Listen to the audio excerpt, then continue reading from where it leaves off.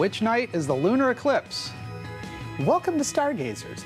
I'm James Elberry, director of the Kika Silva Pla Planetarium in Gainesville, Florida. And I'm Dean Regas, astronomer for the Cincinnati Observatory. We're here to help you find your way around the night sky. Next week, we get to experience a total lunar eclipse. That's right, Dean. Every 6 months, Earth is treated to both solar and lunar eclipses.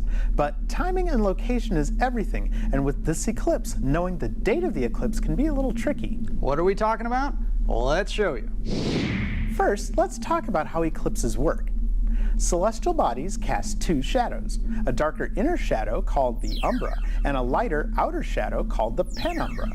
Your location with respect to these shadows will determine the kind of eclipse you can see. The geometry of a lunar eclipse is quite simple. First, the moon must be in the full phase, putting the Earth between the sun and moon. When the Earth, moon, and sun align perfectly, we get eclipses.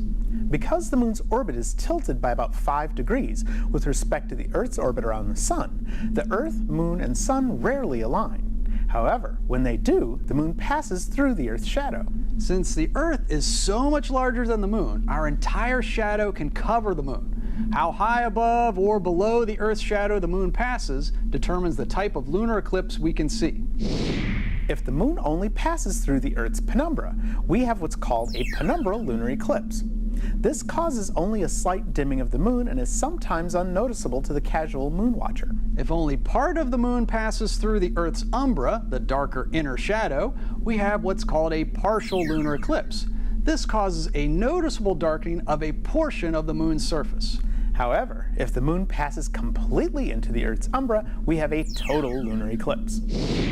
6 months ago, there was a total lunar eclipse on July 27th. North America was on the daytime side of the world, so we didn't get to see it.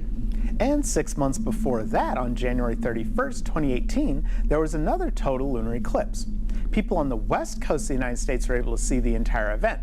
However, those of us on the east coast were only able to see the beginning of that eclipse. This time, though, almost everyone in the continental United States will be able to experience this total lunar eclipse, and it's all about timing. For simplicity, we'll use Eastern Standard Time. Make sure you adjust the time accordingly for where you live. For those of us on the east coast of the USA, the penumbral phase of the eclipse will begin at 9:37 p.m. Eastern Standard Time, Sunday night, January 20th. That's important because most official eclipse timings have the date set for Universal Time, which is referenced in England.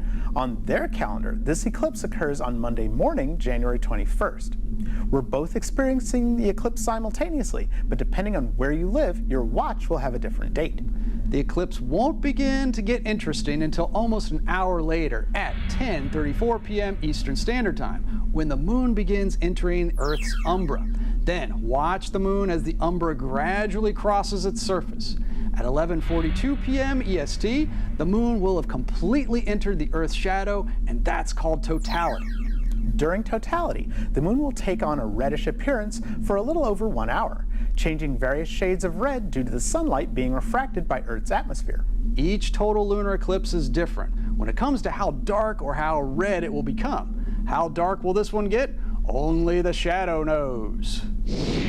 Totality will end at 12:43 a.m. Eastern Standard Time Monday morning, January 21st, and the moon will completely leave the umbra by 1:51 a.m.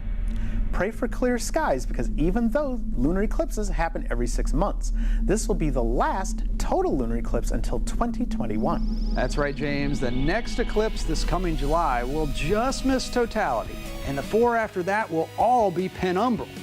But be encouraged. In May 2021 and May 2022, we get total lunar eclipses again.